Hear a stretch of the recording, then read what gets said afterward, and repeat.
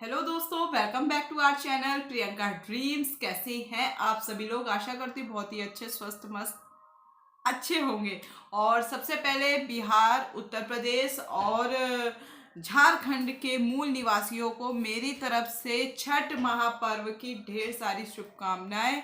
और भगवान से, छठ मैया से यही प्रार्थना करूंगी कि आप सभी लोग खुश रहें और इतनी भावनाएं उत्पन्न हो कि आप अपने साथ साथ अन्य का भी कुछ बेहतर सोच सके, कर सकें। देश, दुनिया, समाज के लिए। दुनिया तो चलो बहुत दूर की बात आती है, देश समाज के लिए। और अभी मैं देखिए सुबह की तो गुड मॉर्निंग हो चुकी है। जैसा कि इस दौरान मैं पता क्यों नहीं आ रही थी, क्योंकि व्लॉग नहीं बना रही थी। मेरे नाक से ब्लड जा रहा था, जिसके चलते माइंड काम कर नहीं रहा था। देखो अभी भी मैं तेल लगा के एकदम चिंपू लाल बन के बैठी हुई हूँ। तो अभी मेरा खाना चल रहा है, खाना कह रहे हैं, नाश्ता पानी चल रहा है। ये है चाय, ब्रेड और ये ग्रीन चिली सॉस है। तो ब्रेड को मैंने फ्राई कर रखा है। फ्राई मतलब कि डीप फ्राई नहीं है, नॉर्मल बॉयल से, मतलब मक्खन से वो कर रखा है, फ्राई कर रखा है, तल रखा है। तो अभी ये चल रहा है और साथ ही साथ हमारा चल रहा है न्यूज़पेपर साथ में। मुझे लगा चलो अभी थोड़ा ठीक है, क्योंकि यूट्यूब पे भी वर्क कर ही रहे हैं। ऐसा तो नहीं है भाई, 2 साल की मेहनत है और उसे भी 2 साल की मेहनत है तो उसे बीच में छोड़ भी नहीं सकते। हालांकि कुछ ना कुछ वीडियो में शॉर्ट्स बेस पे डाल दे रही थी, क्योंकि शॉर्ट्स में ज़्यादा टाइम तो लगता नहीं है। अब मैं कोई उतनी वैसी वीडियो बना नहीं रही हूँ ट्रांजेक्शन वाली कि जिसमें टाइम लगता है। ऐसे बैठे बैठे बना देते हैं, चल गया तो ठीक है, नहीं चला तो भी ठीक है। और आप सबको खाना है तो आ जाइए मेरे यहाँ, मेरी तरह।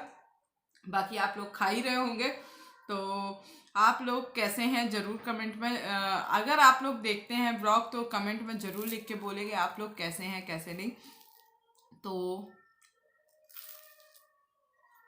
बिहार के और उत्तर प्रदेश के जो भी लोग हैं, मैं देख रही हूँ वीडियो में, बहुत अच्छे से छठ महापर्व को सेलिब्रेट कर रहे हैं। कल मैंने खरना की खीर भी खाई थी, और जो मैंने शॉर्ट वीडियो में बना के छठ मैया के गाने के साथ मैंने डाला था, मिल गया था पास से। मेरी लैंडलॉर्ड है जो, वो मुझे खरना की खीर ला के दी थी और सच में बहुत बेहतरीन बनी थी। शायद गुड़ उड़ डाल के बनती है, बहुत बहुत बहुत बेहतरीन बनी थी। मैंने पहली बार ये खरना की खीर, जो महापर्व है छठ मैया का, जो कल से शुरू हो गया है प्रॉपर बेस में, मतलब शुरू तो 17 से हो गया है, लेकिन कल से मेन माना जाता है मेरे ख्याल से। कल से व्रत स्टार्ट हो जाता है, तो महिलाएं पूरा दिन व्रत रख के खरना वाले दिन उसमें खीर रोटी खाई जाती है। तो ये सारी चीज़ें पूरा दिन व्रत रख के फिर रात में खाती हैं, फिर सुबह पूरा दिन व्रत रखेंगी। मतलब आज तो पूरा ही व्रत होगा, जाके कल शायद टूटे, वो भी सूर्य के अर्घ देने के बाद, जब भी मतलब नेक्स्ट डे में सोमवार को जब भी व्रत अपना उपवास जो है उसको खोले। तो बहुत अच्छा लगता है हमारे भारत की जो संस्कृतियां हैं। बस ये है कि व्यक्ति, कई कई व्यक्ति क्या है, संस्कृतियों को फॉलो करते हैं, किंतु उस संस्कृति का क्या महत्व है, लोगों के द्वारा ही संस्कृति बनती है या कोई विरासत होती है। तो पता नहीं, जिन भी लोगों ने ये संस्कृतियां बनाई बहुत अच्छा किया, लेकिन हमारे संस्कृत का अर्थ भी यही है कि हम उस चीज को समझें और एक व्यक्ति से दूसरे व्यक्ति के बीच में किसी भी प्रकार का भेदभाव उत्पन्न ना करें।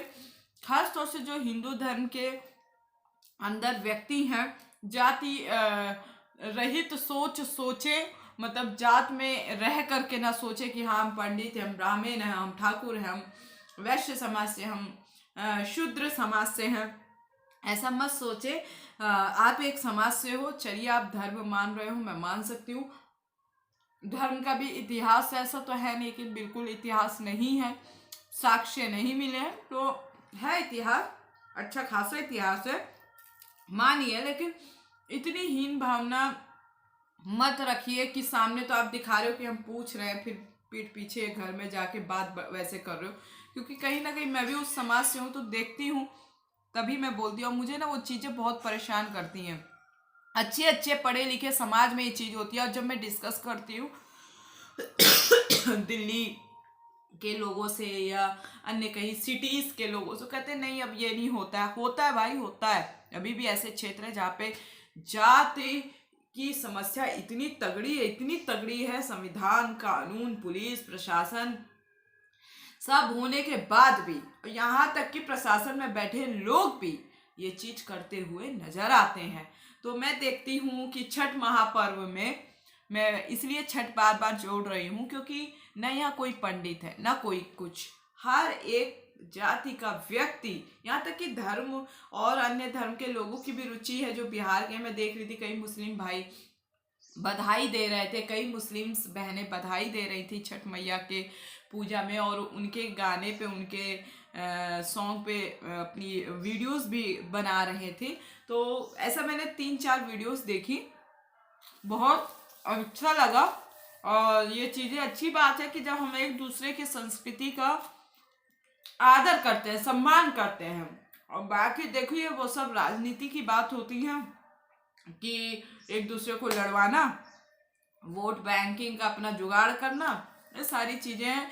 तो हमें खैर राजनीति में भी घुस के ये चीज़ें ठीक करनी पड़ेगी। हम आप जैसे युवाओं को राजनीति में, मैं तो नहीं जाना चाहती हूँ, लेकिन जिसका भी शौक है, मैं पॉलिटिकल साइंस से पढ़ी हूँ, एमए की हूँ, लेकिन जिसका भी शौक है वो कर सकता है। मैं बस ये बातें करती हूँ कि हाँ, जो समाज में बेसिक मुद्दे हैं, बेसिक नहीं फिर भी बहुत अच्छे खासे मुद्दे हैं जिसमें लोगों का व्यक्तित्व का हनन हो जाता है, मतलब नुकसान पहुंचता है, एक दूसरे को हम नीचा दिखा देते हैं, चाहे वो पैसों के माध्यम से, रंग रूप के माध्यम से, कपड़ों के माध्यम से, जाति के माध्यम से। इतना सब चीज़ें जब इस भारत के अंदर चलेगी तो कैसे हमारी संस्कृति या कोई विरासत लंबे समय तक टिक पाएगी।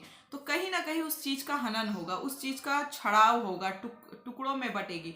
तो ये सारी चीज़ें ना हो, आप लोग एक हो जाएं, हिंदू धर्म के खास तौर से बोलूँगी, एक हो जाएं, केवल जुबान से ही नहीं, दिमाग से ही नहीं, मन से भी आप एक हो जाए, इंसान समझें।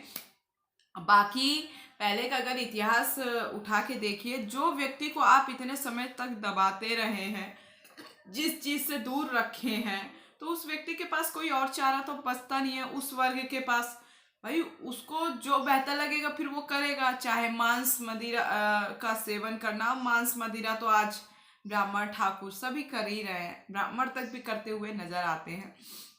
ऐसा नहीं है कि ब्राह्मण नहीं खा रहा, पहले की बात अलग थी और अब की बात अलग है। आधुनिकीकरण को स्वीकार भी कर रहे हैं लोग, लेकिन आधुनिकीकरण में केवल मांस ही नहीं, मतलब बहुत सी सारी चीजें आती हैं, उसको स्वीकार भी कर रहे हैं और उसके बाद बड़ी बड़ी बातें भी करते हैं। आज के कई विद्वान कहते हैं ब्राह्मण लोग अपने आप को, कई व्यक्तियों को संस्कृत के श्लोक तक बोलना नहीं आता, भगवत गीता तक नहीं पढ़ते, रामायण नहीं पढ़ते। आजकल के जो युवा लड़के खासतौर से, लेकिन ये फुल फॉर्म में रहते हैं, कट्टरता दिखाते हुए नजर आते हैं। ये मैंने समाज के हिस्सों में देखा है, अपने समाज में देखा है या अन्य समाज में भी देखा है।